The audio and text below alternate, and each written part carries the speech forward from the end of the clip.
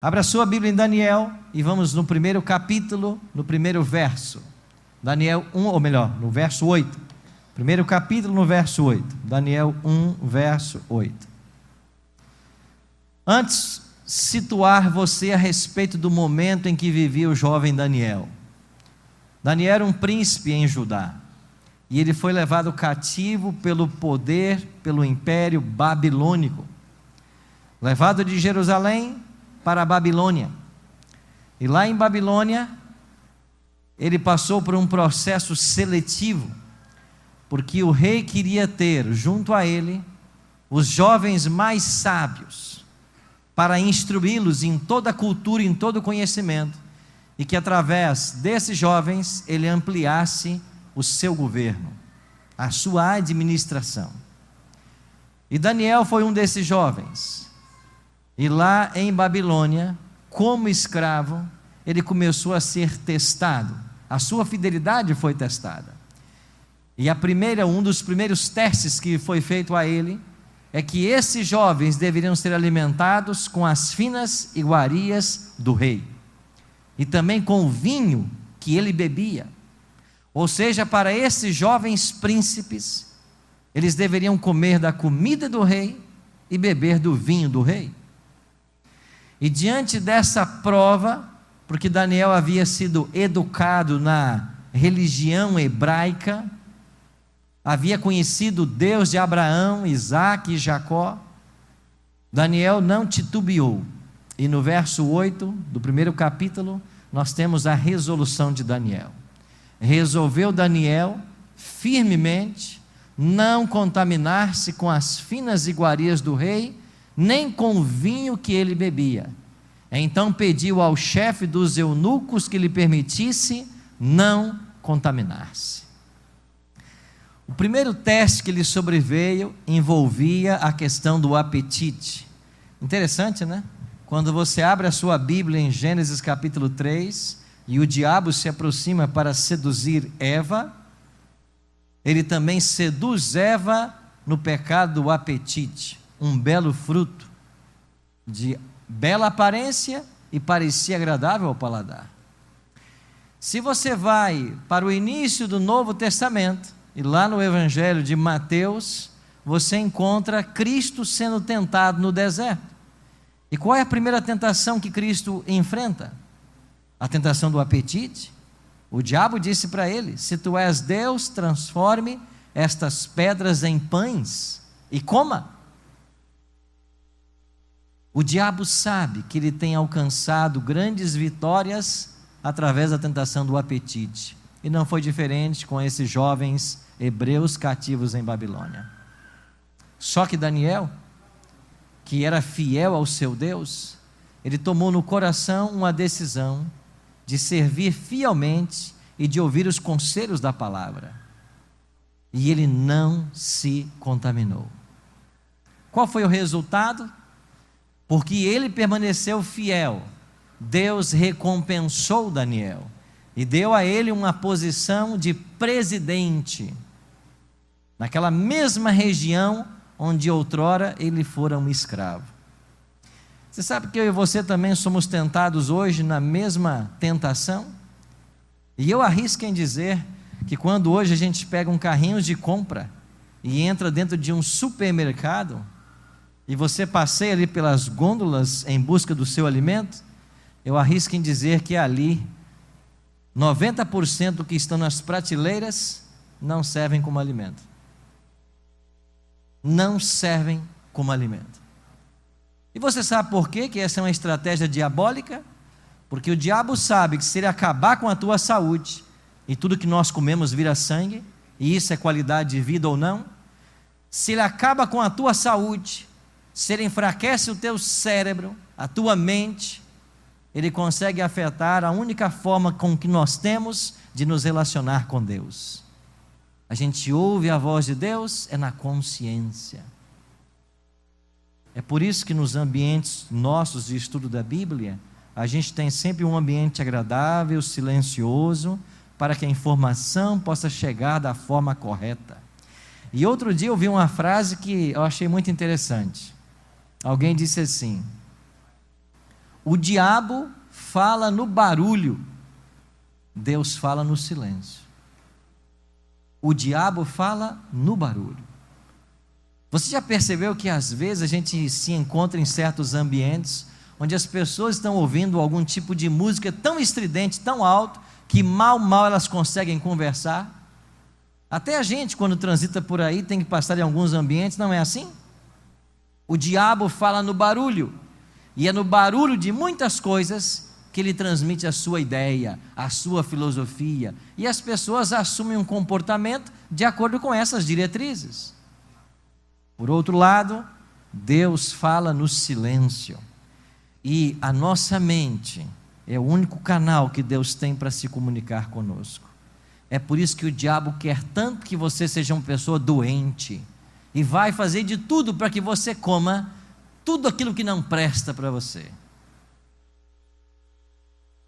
Daniel não só se absteve desses alimentos, porque muitos deles faziam mal à saúde, inclusive o vinho, porque a Bíblia condena a bebida alcoólica.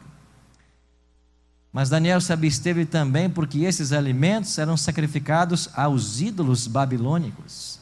E o povo de Babilônia era um povo tremendamente politeísta. E comesse ele desse tipo de alimento, e ele estaria prestando culto aos deuses de Babilônia. E foi por isso que ele escolheu não comer. Por isso que ele resolveu no seu coração ser fiel. E nós temos em Daniel um exemplo muito claro de alguém que escolheu se comprometer com Deus. Alguém que era comprometido com Deus.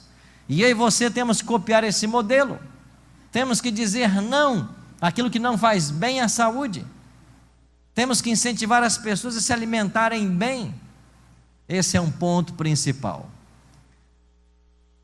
Um outro detalhe.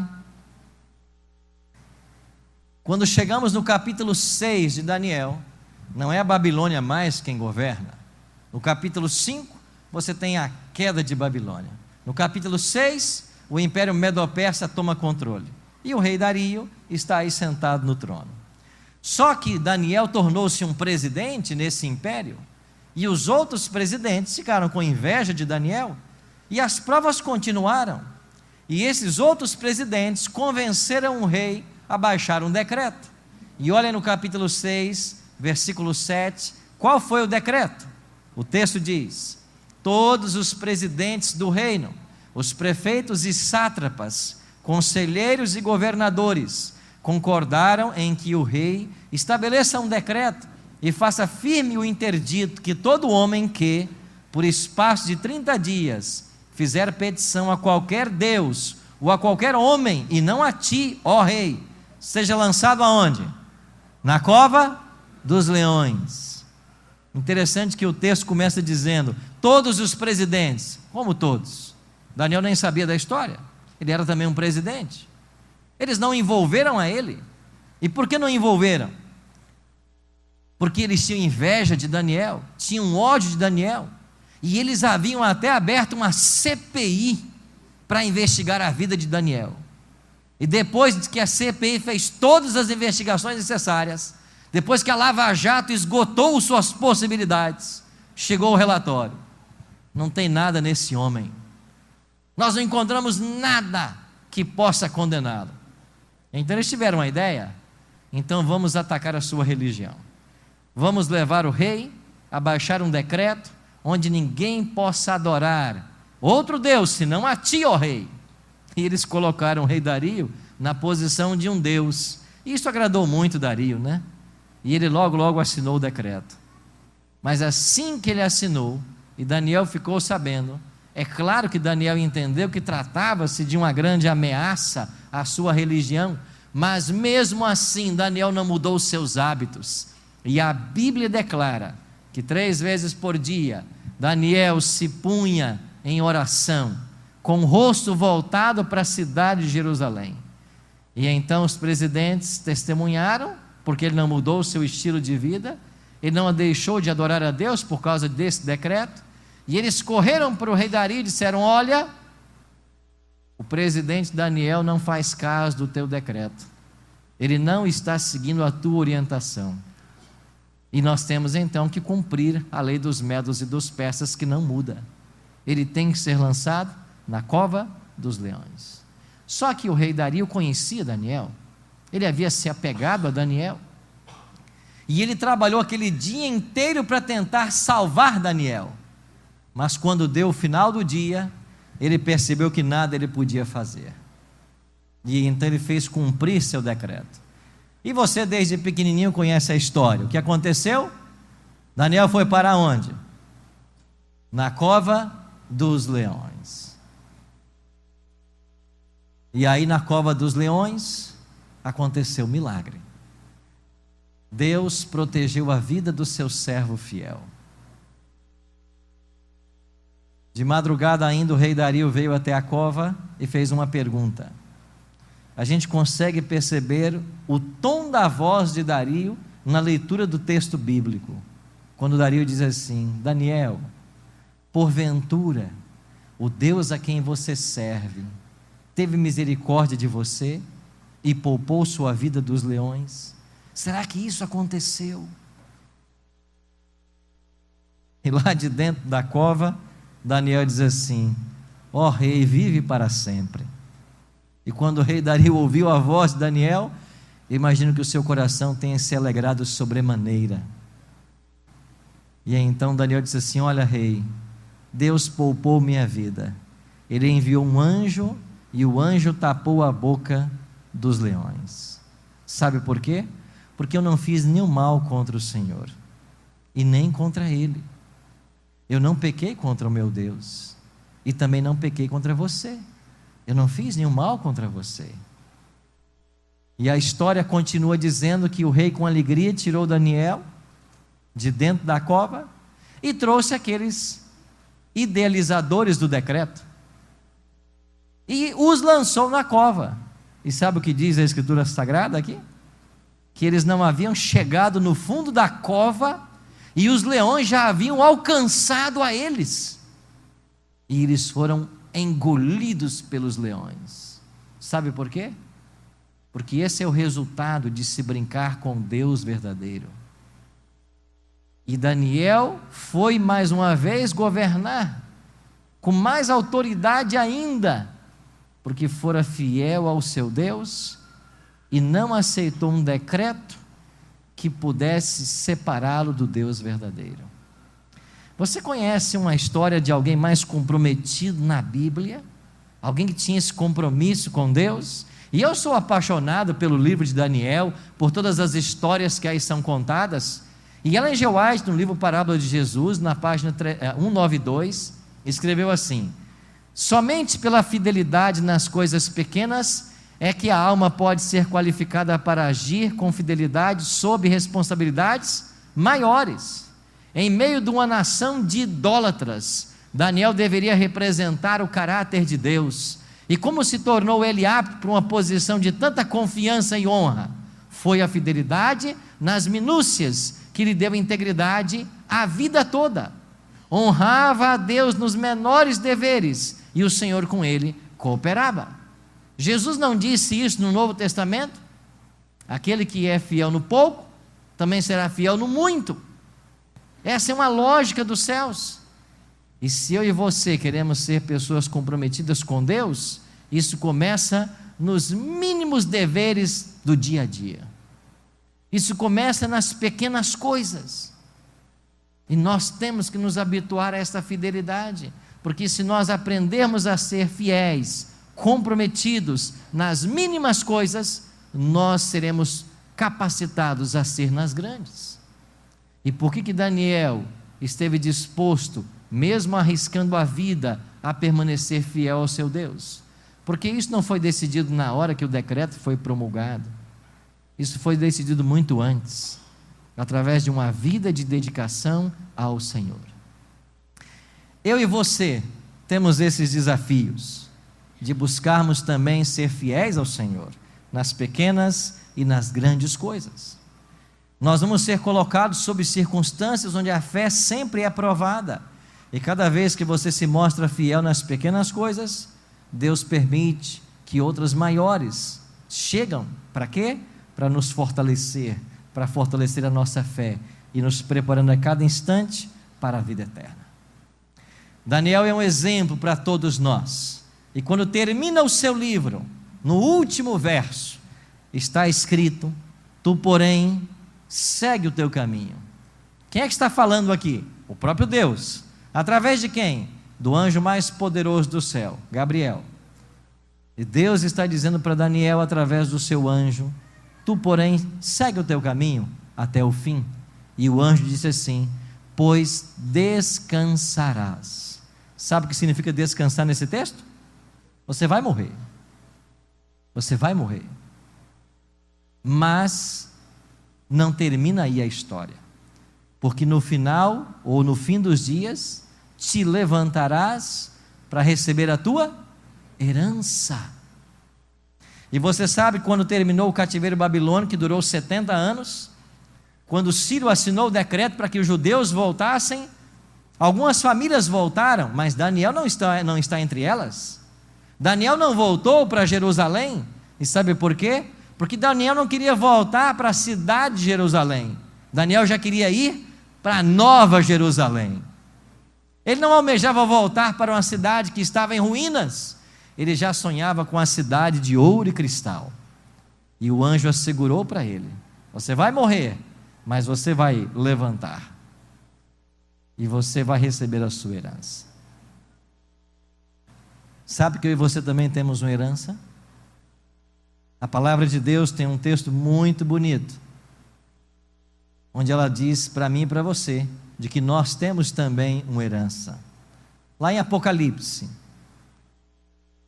ou não está? Aí está, capítulo 3, verso 11, que diz o texto em Apocalipse 3, 11: venho o quê?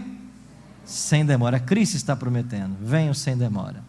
Conservas o que tens, para que ninguém tome a tua coroa. A herança que você tem é uma coroa de vida eterna.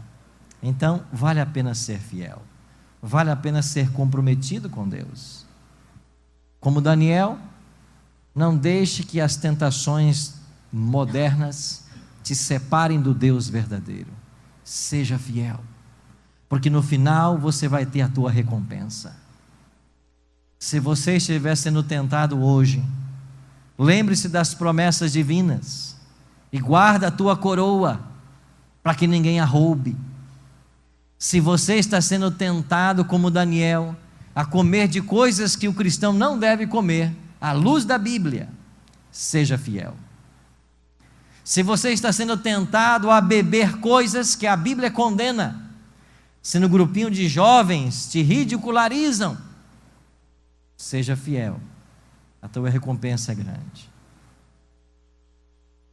Se você está sendo tentado a navegar por sites que um cristão nunca deveria navegar, seja fiel, a sua recompensa será grande. Se você está sendo tentado por um namorado ou por uma namorada a ter relações sexuais pré-maritais, seja fiel, a sua recompensa será grande. Se você está sendo tentado,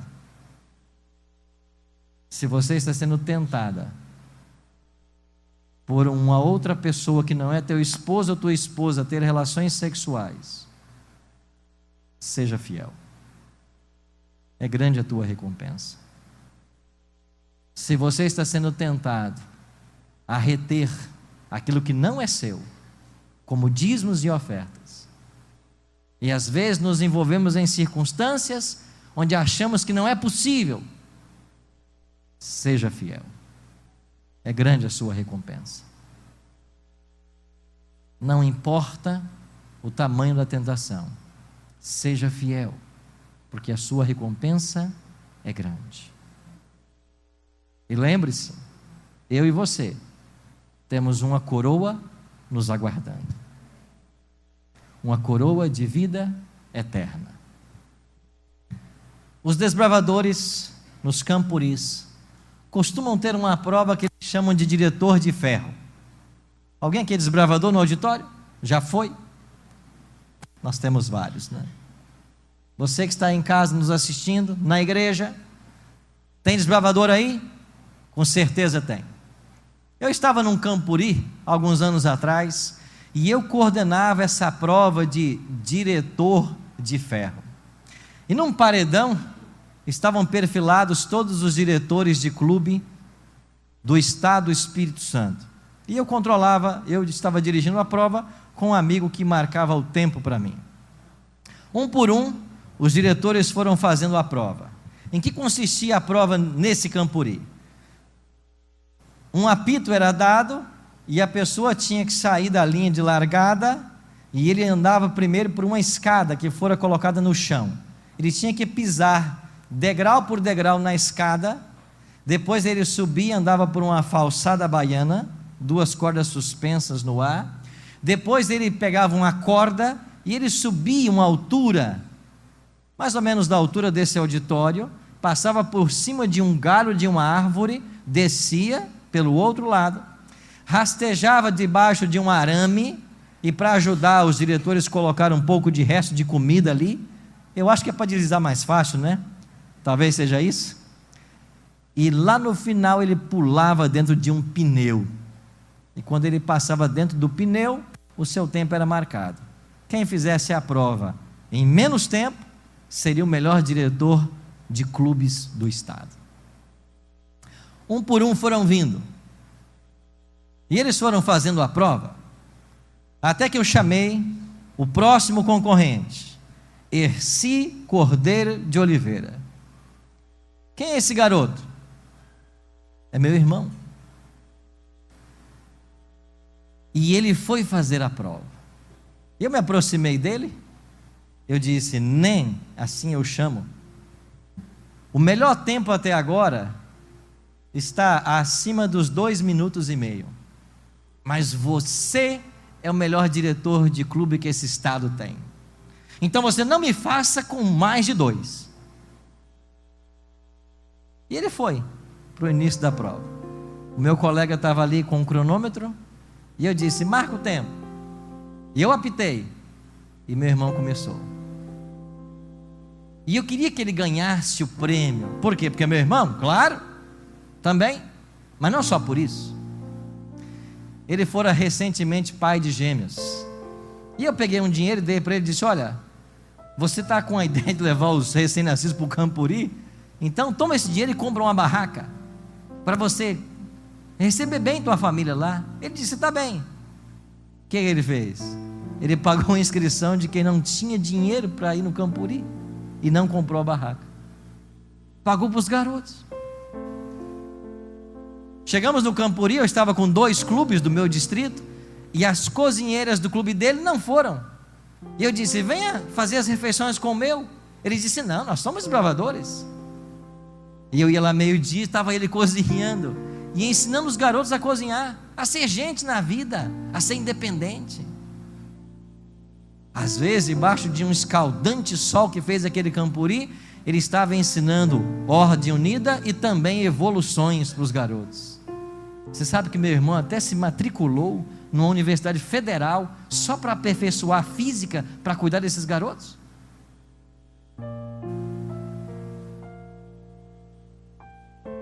O meu irmão sabia fazer mais de 50 nós, e ninguém batia ele, porque nos concursos, quando a gente dizia o nome, ele já jogava o nó no chão pronto. E eu queria que ele ganhasse. E ele foi fazendo a prova. Quando ele subiu a corda e passou por cima do galho, ele não desceu, ele pulou lá de cima. Ele rastejou debaixo ali daquele arame farpado, se sujou de lama, comida, e quando ele pulou o último pneu, eu perguntei para o meu amigo: qual foi o tempo dele? 1 minuto e 20 segundos. 1 minuto e 20. Isso é um recorde.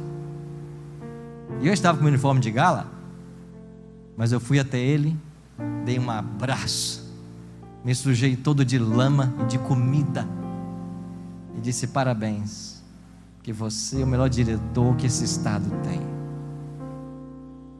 Agora vá tomar seu banho, vai. E ele foi. Faltavam ainda uns poucos competidores, e eu comecei a pensar: daqui a pouquinho nós vamos nos reunir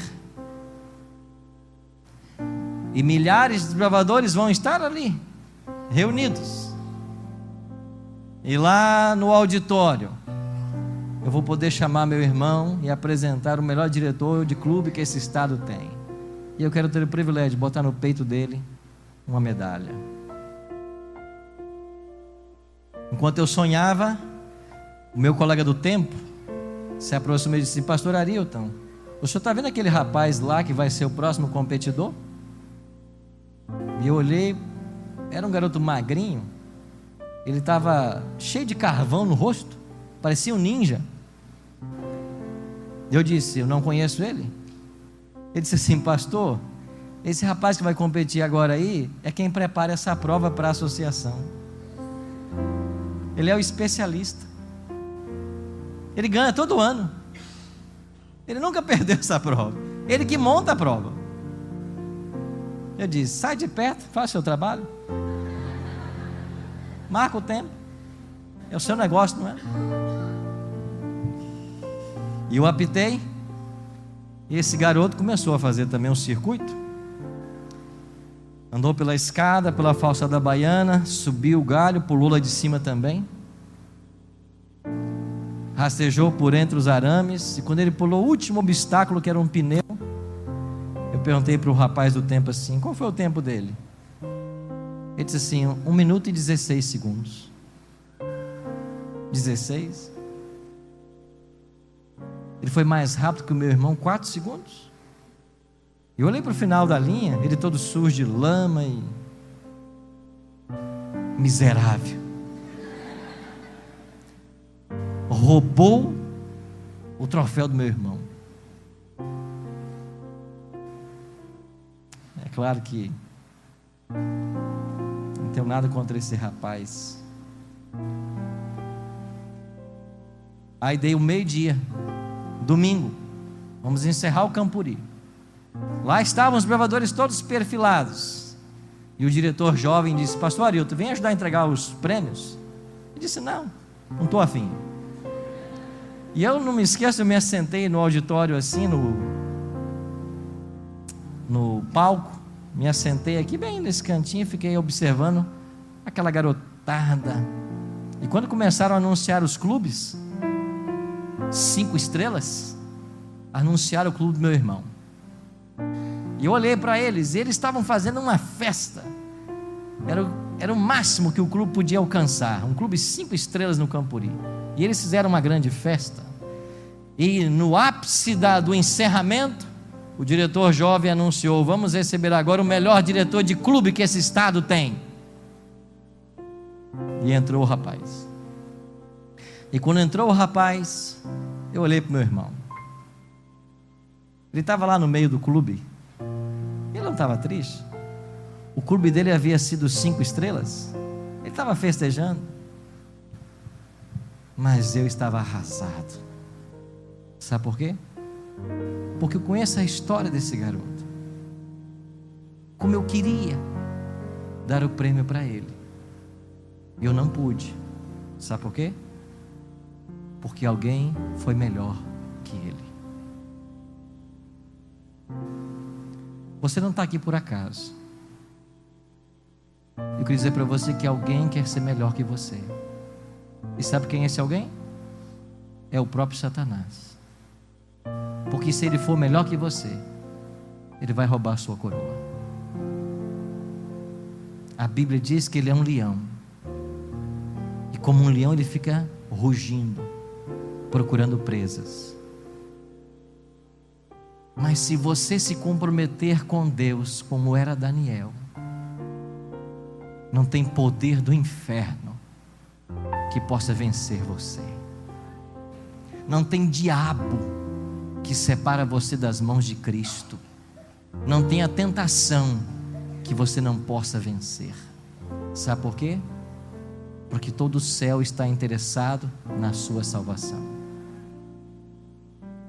Se você abrir o seu coração, se você permitir, os anjos dos céus virão ao encontro de todos nós, e não vão deixar que nada de mal aconteça a você. Não importa o tamanho da prova, o Senhor vai dar vitória. Se comprometa com Deus.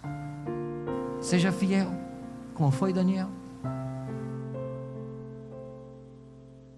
Há um ano atrás, 2 irmãs sentiram no coração o toque do Espírito Santo. Começaram a procurar uma igreja.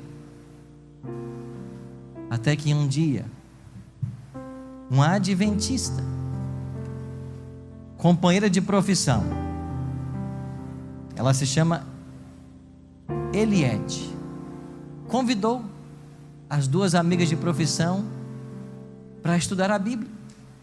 E elas foram até a casa dela. Começaram os estudos.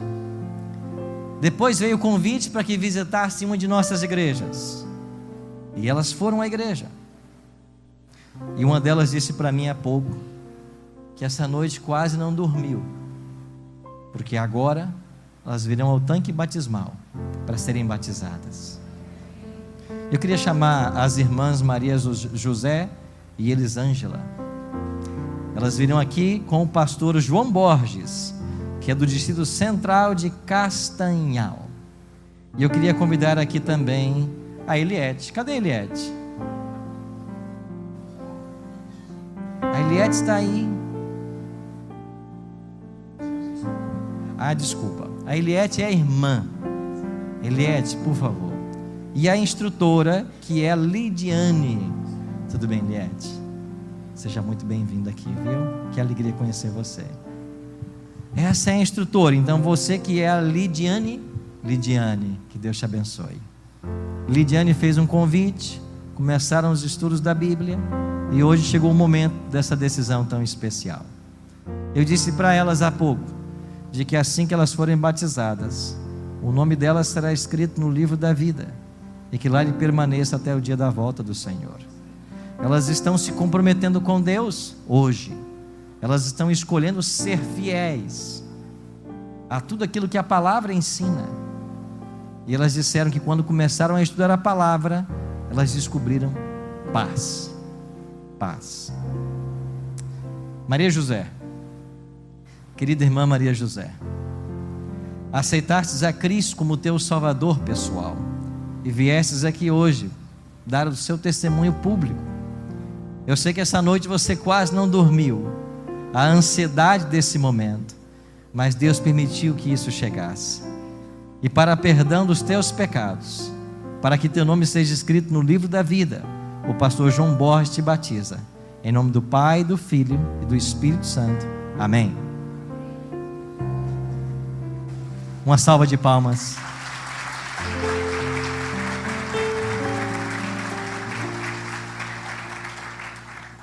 Elisângela, você falou também a respeito da paz que o seu coração encontrou ao tomar a sua decisão por Cristo. E você quer se comprometer também agora a ser fiel. Mas antes que o pastor te batize, eu tenho uma pergunta para fazer.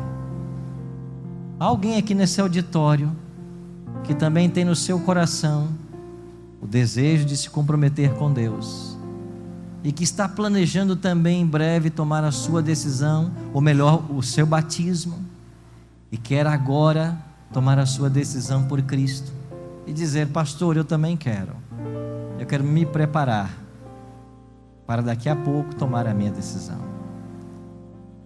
Eu tenho alguém aqui no auditório. Você pode vir aqui à frente, por favor. Vem aqui. Eu quero fazer uma oração por você. Eu tenho outras pessoas no auditório.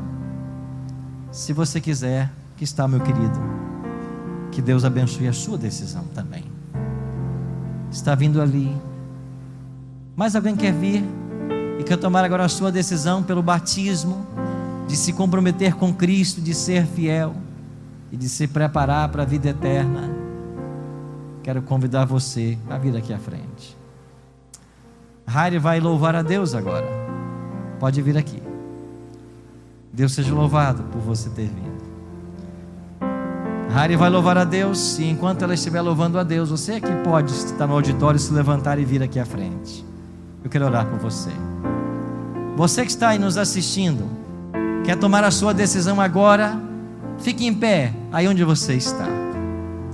Fique em pé como um sinal da sua entrega a Cristo. Eu quero orar também por você. Você não está numa igreja, está sozinho em casa, nas redes sociais, assistindo, mas quer tomar a sua decisão. Eu quero que você, aí aonde você está na sua casa, você mande uma mensagem para nós dizendo: pastor, eu também quero. Dê-nos o seu nome. Nós vamos também orar por você. Quantos desejam ser fiéis nesta hora? E ficando em pé, querem demonstrar seu desejo de, como Daniel, também serem fiéis. Deus seja louvado que vocês vieram aqui à frente. Que o Senhor fortaleça cada um de vocês nessa decisão. Há uma bênção especial para todos nós. Há uma recompensa. Muito além, temos uma vida eterna nos aguardando. Vale a pena ser fiel. Você que está em casa nos assistindo, dentro de uma de nossas igrejas, parabéns por sua decisão, por se comprometer com Deus e ser fiel. Eu queria orar por você agora.